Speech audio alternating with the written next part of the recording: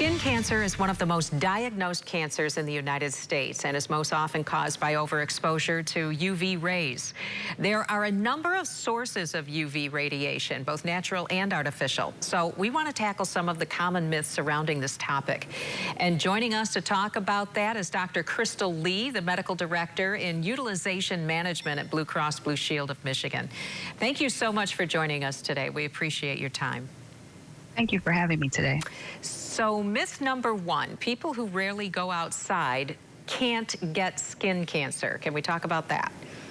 Yes, of course we can. So we know that there are different sources of UV radiation, which include both natural rays from the sun and artificial rays from tanning beds and mercury vapor lighting, which is often used in stadiums and school gyms. So the myth about people who rarely go outside can't get skin cancer is that even small amounts of UV radiation puts us at risk of being exposed to the UV radiation. Brief encounters with the sun throughout the year can amount to significant damage. So even from walking to your house, to your car, from your car inside of a store, provides some exposure to the UV radiation. So what about people who tan easily without burning? The myth there is that they won't get skin cancer.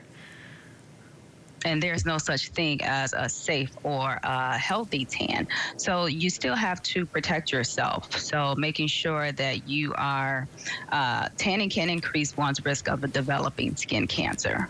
So that is truly a myth, because just because you burn doesn't mean that the exposure has not taken place. So let's talk a little bit about tanning beds. A common myth is that they're safer than tanning outside in the sun. What are your thoughts on that? So tanning, whether it's done indoors or outdoors, increases a person's risk of melanoma, which is a form of skin cancer, in addition to squamous cell carcinoma and basal cell carcinoma, which are two other types of skin cancer. Tanning beds and sun lamps can carry a significantly increased risk of skin cancer and are therefore not recommended that we use. Indoor tanning can increase a person's risk of developing a squamous cell carcinoma by almost 58% and a basal cell carcinoma by 24%. So exposure to the UV light, even from tanning beds, can also cause wrinkles, sunspots, and or freckles. Right.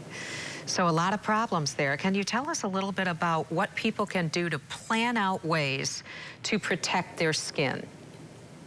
So it's very important that we protect our skin when we go outside wearing the proper clothing. So you can wear wide brim hats, lighter clothing, lightweight fabrics that can provide extra protection. And we also discuss SPF, which stands for the sun protection factor, with the SPF 30 being recommended. So there are different numbers of the SPF, and it doesn't indicate that the higher the number, the least likely you are to be exposed to the UV radiation. It's a duration thing. So if you have an SPF of 15, it offers protection from 93% of the UV rays.